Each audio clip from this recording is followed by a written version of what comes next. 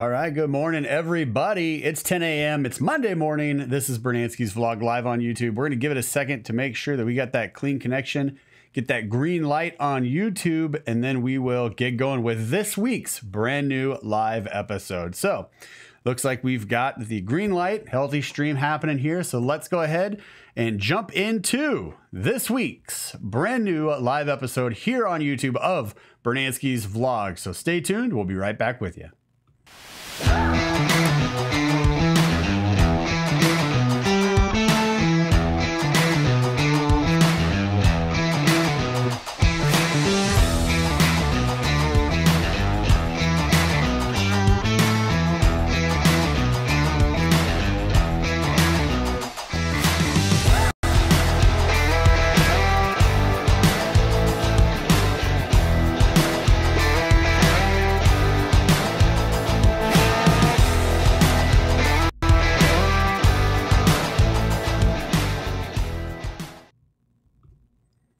All right, and we are back. Good morning, everybody. It is Monday morning. It's 10 a.m. PST. You're right here on YouTube. I'm Jeremy Brunansky, and this is Brunansky's vlog, where we talk movie news, movie reviews, and a little bit more.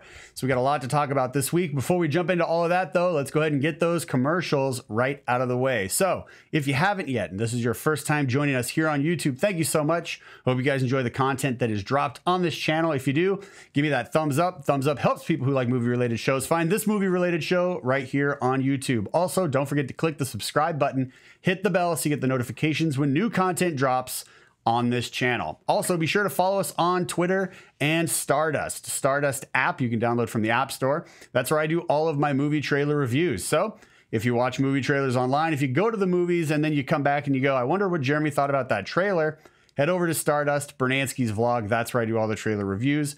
There's over 100 up right now. Lots of content for you guys to check out. So make sure you're hitting that up. All right, let's go ahead and jump into this week's show. Like I said, we got a lot to talk about. I was able to get out to the theater to see 2 movies this week. I was shooting for 3, but it just didn't work out with scheduling. So I got out to see 2, and we're going to talk about those later in the show. And that was for Gotti and also for Tag. So stay tuned for those reviews. They're coming up a little bit later. We're going to go ahead and move into the news segment right now, and we're going to take a look at the weekend box office. And we're going to take a look at what you guys were at the theater seeing, since you just heard what I was seeing. So let's go ahead and move into the movie review or movie news right now. All right, so down below, you can see the little ticker tape is running. So if you are curious about what honorable mentions popped off in the news this week, that's where you're going to want to check out. Keep your eyes on that ticker tape, because that's going to show you stories that broke that I was like, that's interesting, but I didn't want to dive too deep in this week's show over those stories. So there you go. That's what's happening down below. So let's move into the weekend box office. Like I said, I got to see Gotti and I got to see Tag. But let's take a look at what everybody else was watching this weekend. So coming in at number 5 to number 1, right? Coming in at number 5, we have Deadpool 2 at 8,800,000. Solo: A Star Wars Story coming in at 9,081,000. Tag coming in at 14,600,000. Ocean's 8 at 19,555,000. And The Incredibles 2 dominating, crushing, owning like a superhero would, the number 1 spot at 180 million, even right across the board, 180 million. So huge opening weekend for The Incredibles 2, a movie that has been long overdue, right? Because it's been over 10 years since The Incredibles came out, and now here we are finally getting this sequel, long awaited, well overdue, and I'm happy that it's finally out. Wanted to get out to see it, but I could not get the scheduling to work with my brother and his family, so I could go with my nieces and nephews, because it's a big family movie, right? So there's not a lot of movies that come out that I can actually see with my nieces and nephews. So couldn't get it to work out. So hopefully we got that schedule squared away and I can give you guys that review next week sometime.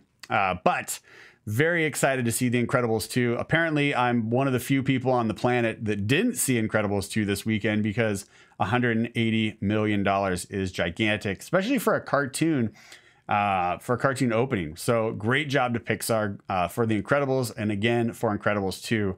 Really, really impressed with that 180 million. And it looks like everybody who saw it enjoyed it, because you probably went back and saw it again, because 180 million very impressive.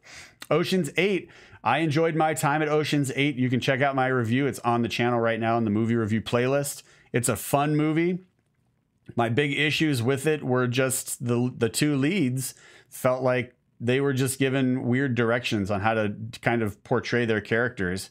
But all of the other characters that came along, I really enjoyed, and I enjoyed the story. It was a fun time, and I love the music in it too. Consistently, the music for these films has been great. And then Tag, stay tuned for my review on that. That's coming a little later, but spoiler alert, I did enjoy it. It was a lot of fun. It doesn't require a lot of brain power, but it does kind of pick at your brain a little bit to make you think because of some of the extremes they go through for this game, which was a lot of fun. Solo: A Star Wars Story still being in the top 5. I'm happy about that. I did enjoy it. I know it's not, it's probably not the best Star Wars movie, but it's certainly better than the prequels in my opinion. So, well, at least the first 2 prequels. But I enjoyed it. I enjoyed Solo, and I thought it was a fun movie. I thought it was fine. And again, you've heard me talk about it before if you are faithful watchers of the show on this channel. You know, there was a lot of problems with this movie, and Ron Howard stepping in the 11th hour and the 12th hour to try and kind of get everything together to deliver this product to us as fans of film and fans of Star Wars. I think he did a good job for the final product and what was given to us to enjoy in the theaters. So if you haven't seen Solo, I still recommend you go out and check it out on a big screen. It looks really good. Deadpool 2, I enjoyed it. Obviously, my review for that and my review for Solo: A Star Wars Story also in the movie review playlist. I didn't really have too many issues with Deadpool 2. I didn't think it captured the full essence and spirit of the first one, the magic, if you will. I thought towards the end of the film, the story kind of gets a little wonky. But overall, I enjoyed it. I thought Ryan Reynolds still does a good job. The heaven sequence was a little confusing because it's basically just a cleaner version of their apartment, as you heard on my review if you saw it. If you haven't, again, just go check it out on the playlist. But yeah, still a fine movie. Not surprised it's in the top 5. Not really surprised by any of these films in the top 5. I am surprised a little bit that Tag isn't in the number 2 spot. I think Ocean's 8 taking number 2 in its second week over Tag opening weekend is a pretty big statement. But, you know, Ocean's 8, it was a lot of fun. And it's got a strong cast and a pretty good story and some nice twists and turns towards the end, as you would expect from the heist movies. But yeah, a little surprised that Tag came in at number 3 instead of number 2, but not surprised it's in the top 5. Coming in the top 10 real quick, just rapid fire, we got Book Club at number 10, Adrift at number 9, Avengers Infinity War still in there in the top 10 at number 8, Superfly coming in at number 7, and Hereditary at number 6. So Superfly making it into the top 10 opening weekend. Job well done there for everybody that went out and saw it. And then I think the big surprise this weekend is Gotti. Gotti didn't make it into the top 10. Gotti came in at number 12 with under $2 million, which is not great, It is a smaller film. It's a little bit more independent, if you will. But it does have John Travolta, and John Travolta is still a really talented actor, and he displays that talent in this film, as you'll hear in my review later. So stay tuned for that. But I am surprised that Gotti did not make the top 10 opening weekend, but hey, stay tuned for my review and maybe it'll make sense as to why that did not hit the top 10. Maybe it won't. I don't know. Leave your thoughts in the comments below if you saw Gotti and let me know what you thought. All right, that's it for the top 10. So again, just real quick, rapid fire. Number 5, Deadpool 2. Number 4, Solo: A Star Wars Story. Number 3, Tag. Number 2, Ocean's 8. And number 1, The Incredibles 2. All right, let's move into the first news story this week, coming to us from Empire. And this is Demi Moore joins the cast of Corporate Animals, with Ed Helms and Jessica Williams already cast. And this is a new comedy, according to the article.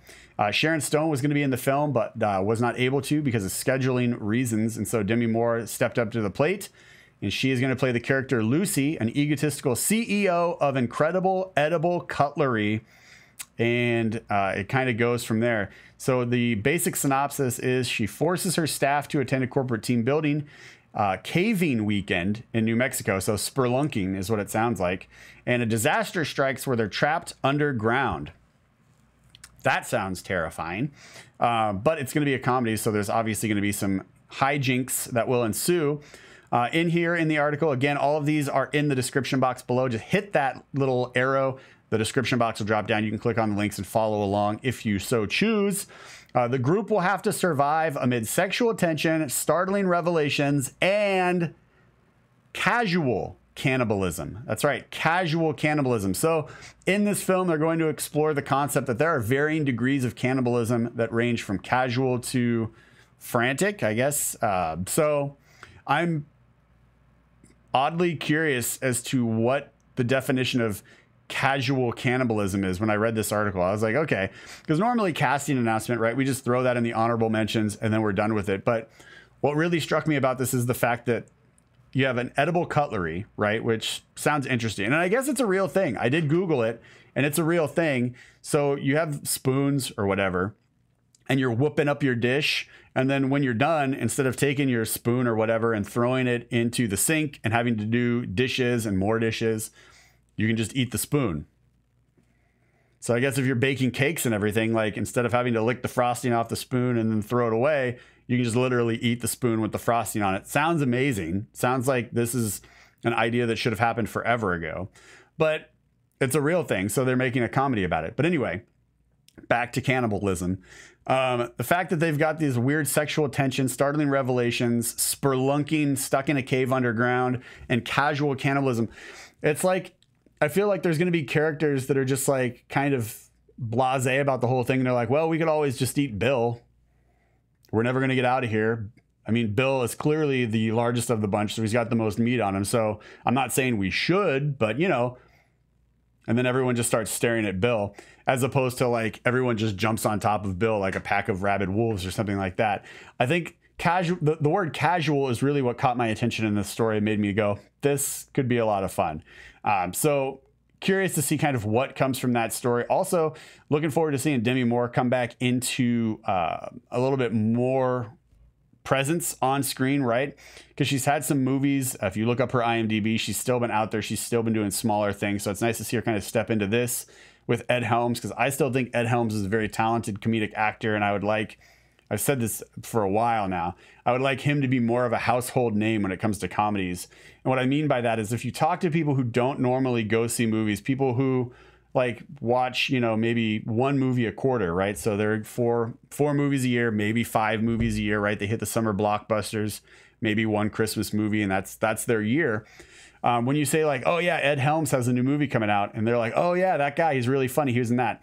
More of that, because I think he's definitely a comedic talent that I would like to see people notice more just by name recognition alone, as opposed to like, oh, I've seen that guy in other movies, or that was the guy from The Office. So definitely looking forward to this. Hope you guys are too. Let me know in the comments section below with your thoughts about casual cannibalism. All right, this next article is coming to us from the good folks over at Collider. And this is Ewan McGregor is set to star as adult Danny Torrance in Mike Flanagan's Dr. Sleep. Now, I didn't know anything about this. I saw Ewan McGregor and I was like, okay, he's a crazy talented actor. I really like his movies. So let's find out what this is. And the title, Dr. Sleep, I was like, ooh, this sounds mysterious and awesome. So I was like, let's find out more about this story. So apparently Dr. Sleep is based off of a Stephen King novel of the same name. And again, if you click the little arrow and get the description box down below, you can hit the link and it'll give you more info. Because in the article, it talks about kind of what the book is. It gives you a little synopsis of the book and everything else, which was super helpful if you're like me and you're like, I don't know what a Dr. Sleep is. But boom, in the article, it kind of paints it out really well. And apparently this is the follow-up to The Shining. And the interesting thing that I liked about this story, the story itself, the book, what they're making the movie off of, is the fact that it kind of sounds like this kind of crazy, like a Midnight Special meets like Professor X meets like just crazy, like road trip kind of thing. Because with, you know, Midnight Special, you had like the dad trying to protect his son who has special powers and they're driving across country as they're being chased by agencies. And then obviously with Professor X and what we've got going on right now with the Legion TV series and all the mind and psychic powers and stuff like that. And then with this story, it says that he is, Ewan McGregor's character plays the boy from The Shining who is like red rum. And he is actually trying to save this kid who has similar powers, but a paranormal group is hunting her down and trying to actually take the kid out. So he's got to like protect the kid while he's got his own psychic powers that he's dealing with, being chased by paranormal. So it's like this weird Harry Potter meets Midnight Special meets X-Men meets any other thing. And I was like, that sounds super dope. And I can't wait to see more from this. So again, check out the article. It says he used to have drinking problems, but when he embraces sobriety, his psychic powers return, and he has to use his abilities to help dying patients in hospice, where he earns the nickname Dr. Sleep. And then he meets a girl with spectacular gifts who's being hunted by psychics who want her essence. So there you go, right? Check out the article. It sounds super dope. I think this could be fire. I don't know. We'll have to wait and see kind of what comes from the trailers and everything else. But just from the initial stuff that I read in this article, and then also, again, like I said, they put some of the stuff for the actual book in there, which helps. I'm pretty excited about this story, even though I'm not a big fan of like horror movies. This doesn't really sound like just like a straight up slasher horror movie or anything like that. It sounds like this could kind of dive into a lot of different genres and then like mix it up in a blender and then throw it up on the big screen. And if they're smart, they'll use edible cutlery so we can enjoy that spoon afterwards. See what I did there? All right, let's move on to the next story. This one is coming to us from Hollywood Reporter. This is about Wonder Woman 2, now titled officially Wonder Woman 1984. And this is just about the set photos that dropped and the big reveal that Steve Trevor is back. Now, I'm sure when you saw the photos hit online, you were like, wait, didn't he die? So is this like her like having like a mental break? Is this Wonder Woman having like this weird mental breakdown? What's going on? Well, in the article, they talk about how we have Cheetah, but then we also have the character played by Kristen Wiig.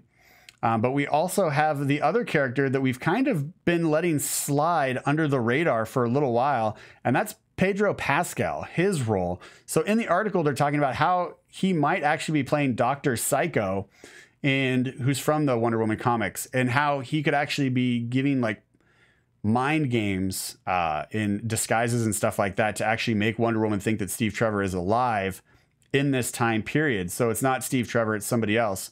So I went back and just did a quick little Google search on Dr. Psycho, and he also has some tie-ins to like the occult and stuff like that.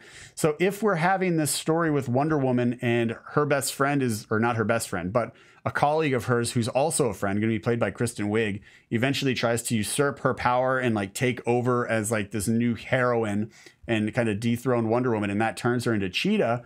I can see how this Dr. Psycho character could kind of fit into that if he's part of the occult, and he's the one who talks Kristen Wiig's character into trying to find these mythical things that transform her into the Cheetah, right? So you can kind of see how pieces of the puzzle might be coming together for this story, but it might not be, right? I could be completely wrong on this. I don't know, but just based off of just the little research that I have available, right?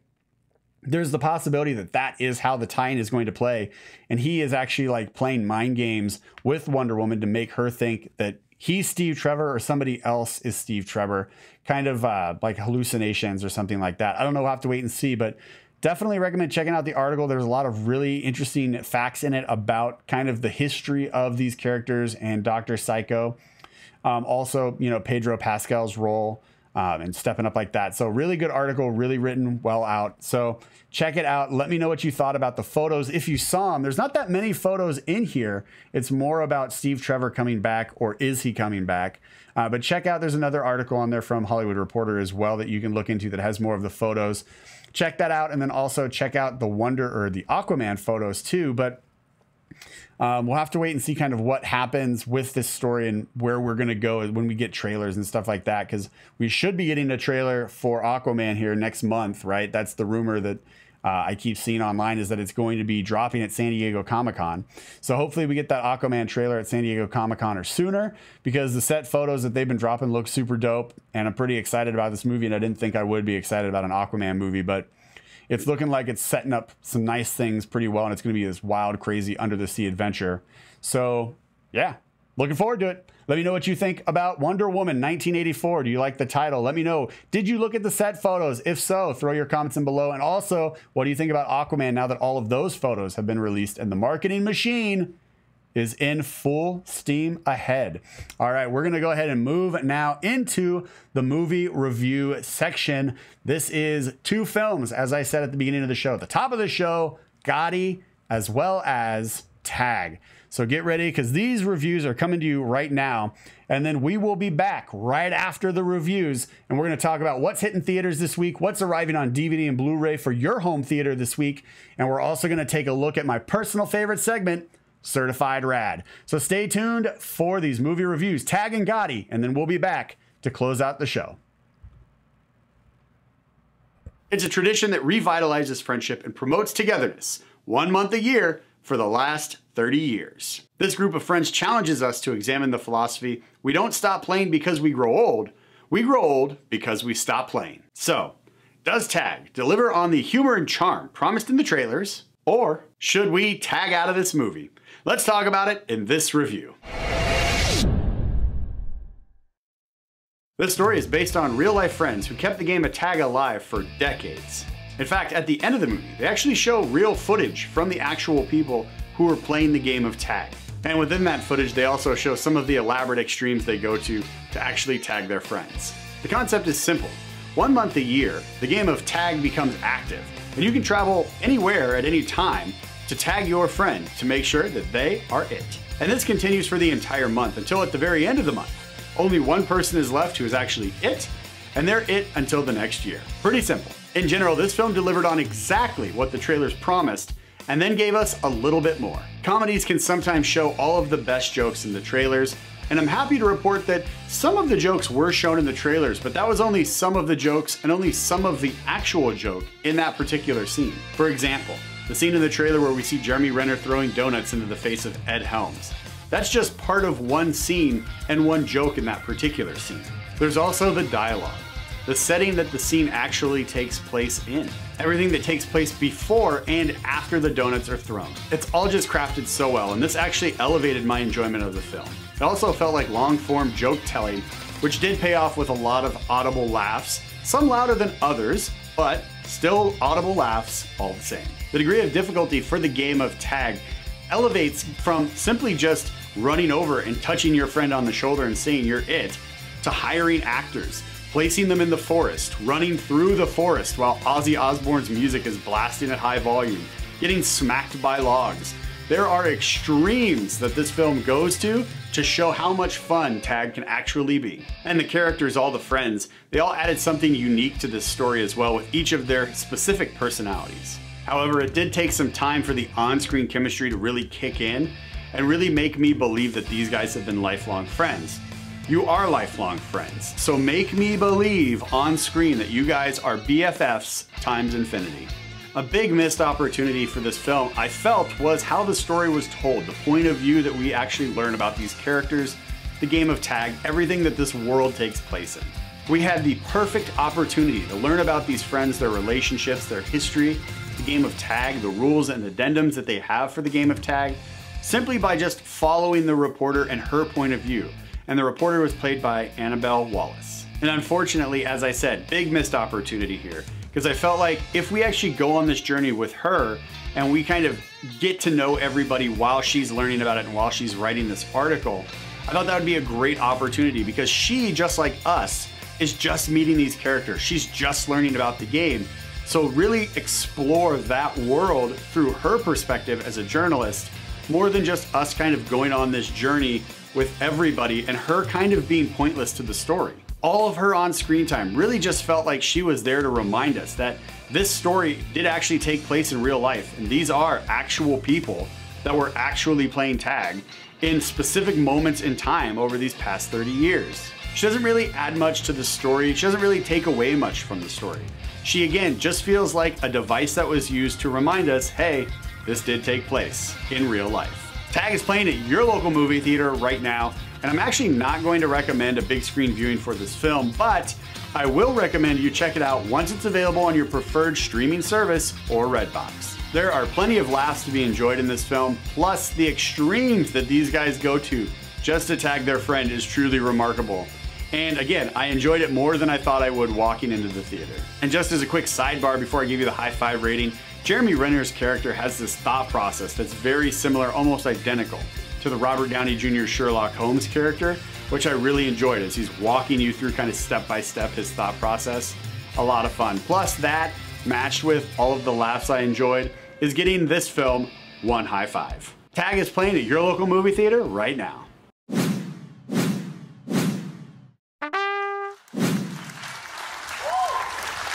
The criminal underworld, the mob, New York, La Cosa Nostra, the Dapper Don, the Teflon Don. That's right, we're talking about the Gambino crime family and John Gotti. So, does Gotti paint an accurate portrayal of one of the mob's most infamous bosses, or should we leave the gun and grab the cannoli? Let's talk about it in this review. The film opens with Gotti, played incredibly well by John Travolta, giving a monologue to set up the story. And then from there we are into the credits sequence where a song kicks in that was a very odd music selection. The opening lines given by Travolta were done so well I was immediately hooked into this story, and then the music for the credits sequence began. Let's just say it really pulled me out of that moment. The music in general for this film really wasn't that great at all. In fact, we'd have certain scenes that are taking place in the 1970s with songs that weren't even recorded yet. In one particular example, there's a street party going on and the cops show up and John Gotti approaches the cops and there's fireworks going off. And this is the 1970s, and then all of a sudden Pitbull's Don't Stop the Party just starts playing out of nowhere. And again, it's just moments like this with the music that kept pulling me out of the scene because the music didn't really fit the time period and wasn't appropriate for what was happening on screen. If you're gonna have a film that takes place within that certain time period, I think it's important that you have some continuity for the actual time period to make sure that the music selections are appropriate to the scenes that you're filming. Now, if you aren't doing that and you're just doing a film that takes place in the 1970s, but you want to go all creative, super sci-fi crazy with it, you have a 1970s vibe, but then all kinds of futuristic clothing and music and whatever else you want to put in there, that's fine, do that, go crazy, live your life. But if you're going to do a film that takes place in the 1970s about real life people at real life times with real life moments, I think it's really important to stay true to that with the music selection, the costume design, everything else. In short, please pay attention. The story didn't progress that smoothly either. Because it jumps from time period to time period between decades, it felt a little bit disjointed. This wasn't a huge detraction from my enjoyment of the film. It just happened so quickly and so often that I can see how people might have to kind of regroup and refocus their attention to be like, wait, which decade are we in now? Is this back in the 70s? Is this further along? Is this modern day? You really gotta pay attention to that kind of stuff because again, it's really quick and it just jumps back and forth. That all being said, I did really enjoy the actual story. The story does take a look at the life of John Gotti and his rise to infamy, all the way up until his death. And I'm led to believe that this takes place mostly from his point of view, and it makes no apologies about that either. We take a look at the mafia codes of conduct, how he deals with his family and the family, his dealings with the Justice Department, and his perspective on their unfair dealings. We also get to take a look at the neighborhood's view of John Gotti and how the government was treating him unfairly, painting the government out to be more of the villain than the crime boss Gotti. And in one particular scene, we even get to see his interactions with the neighborhood and how he even helps little old ladies across the street. And again, keeping with that theme of disjointed storytelling because of how it continuously jumps back and forth through time, they also added an element of real life video footage of the real life John Gotti.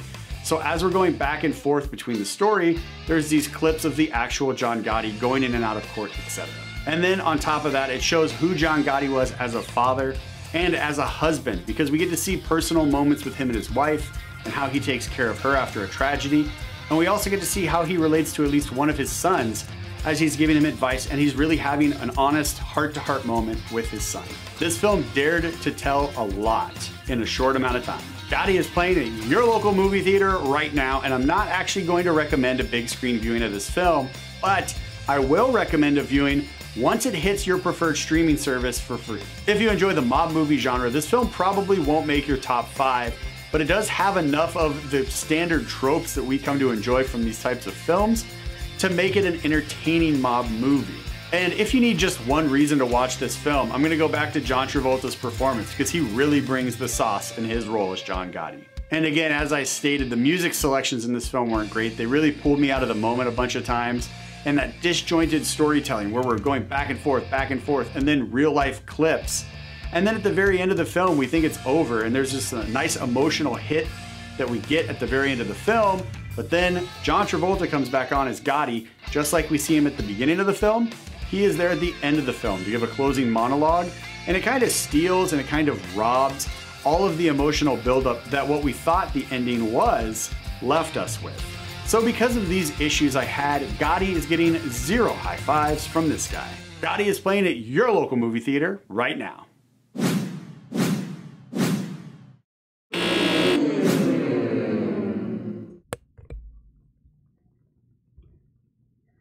All right, we are back. I hope everybody enjoyed those reviews. Thanks for watching. We are getting ready to finish up the show, but before we do that, we are going to jump into what's arriving in theaters this week, what's arriving on DVD and Blu-ray for your home theater this week, and finally, my personal favorite, Certified Rad. So let's go ahead and take a look at what's arriving in theaters this week for us to check out.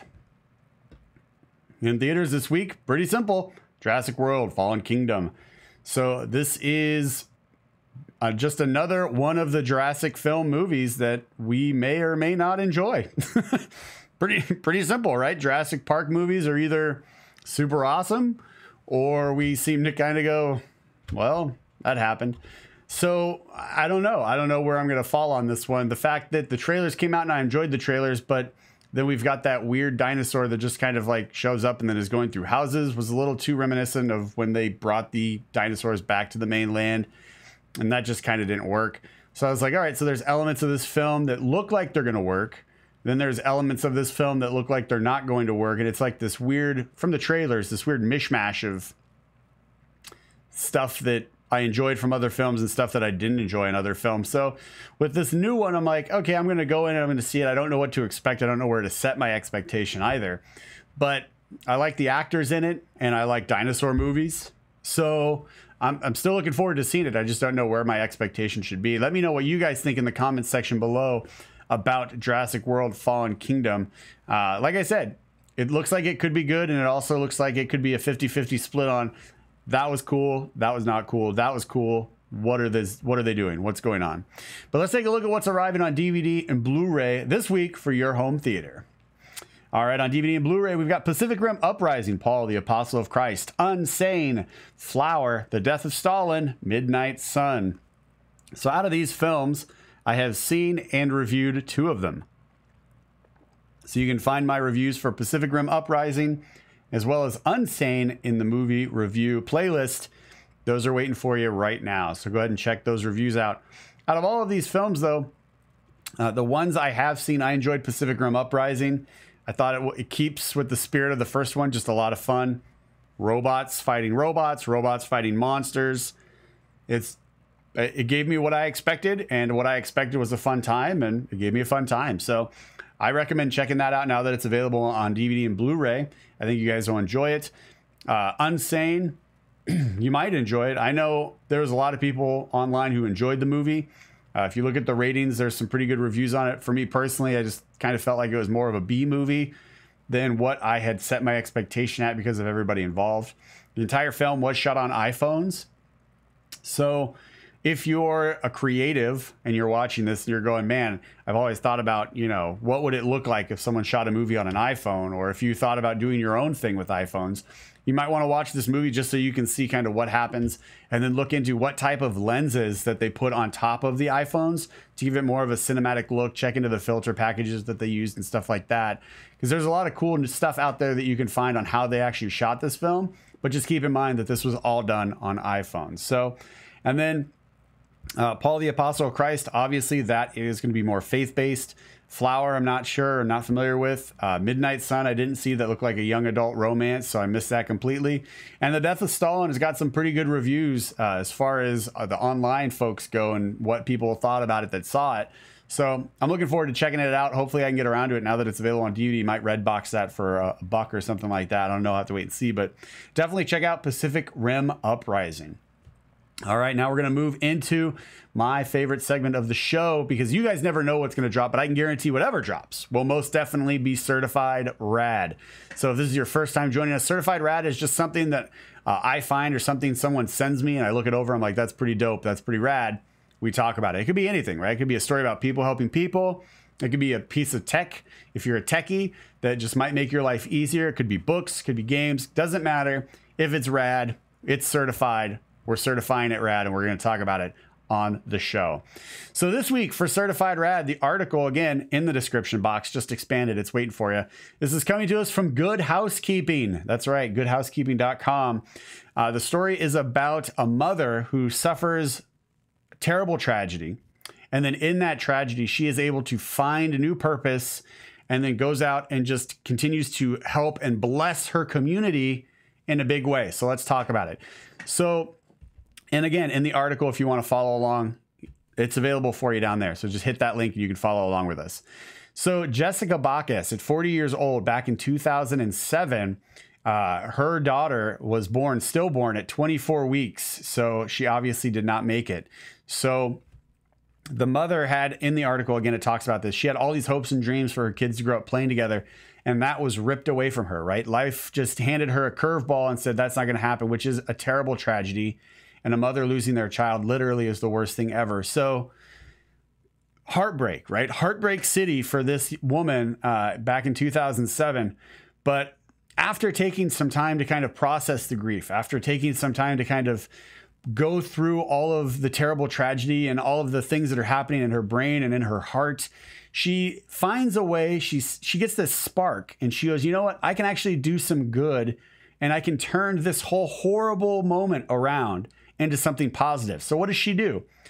She has collected, at the time, she collected a bunch of dolls. She collected over 150 dolls to give to underprivileged girls in her community. Now, from 2007 all the way up, she is actually doing even more than that.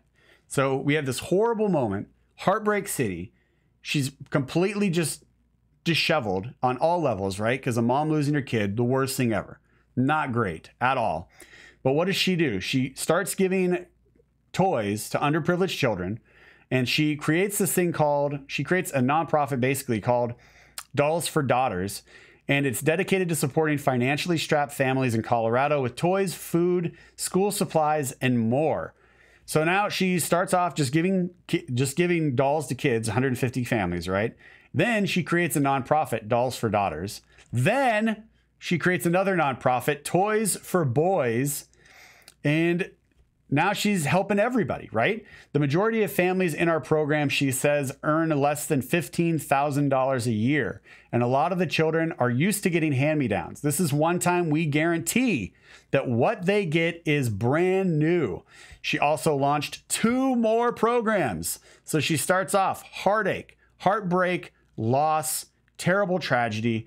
She turns it around. She says, I'm going to help the community and I'm going to give to the kids that are still around. 150 families are getting toys. Then she does the first program, Dolls for Daughters. Then she does the next program, Toys for Boys. Then she does Packs for Kids and Kenzie's Kids. And what are those? So you got the 2 spinoff programs providing children with backpacks full of school supplies. And then Kenzie's Kids supports underprivileged families on the long term. So since Dolls for Daughters, she has been able to help more than 48,000 children and served and more than 323,400 items have been gifted to families. So she goes through some of the worst things you can go through as a parent, as a mother, and then she just turns it around and she is giving back to her community in a big way. 4 different programs, people. And when you can pick yourself up by the bootstraps after suffering something so terrible, and then you can turn it around and become just such an awesome, positive force in your community for change and helping underprivileged kids and families, you can guarantee that that is certified rad. So job well done to Jessica and her family and being able to help all of these kids through her multiple nonprofits. Super, super awesome. So that is it for this week's show. Thank you guys so much for watching. I'm Jeremy Brunansky. This is Brunansky's Vlog live on YouTube every Monday morning right here on YouTube at 10 a.m. PST. Hope you guys enjoyed it. Again, if you did, give me the thumbs up so that helps people find movie-related shows like this one right here on YouTube. Also, don't forget to click the subscribe, hit the bell so you get the notifications. Find me on Twitter. Find me on the Stardust app at Brunansky's Vlog. Hope you guys enjoyed this week's show. Again, if you did, please give me that thumbs up. I'm Jeremy Brunansky. This is Brunansky's Vlog live on YouTube. We will see you next Monday right here live at 10 a.m. PST. And until then, good night and good luck.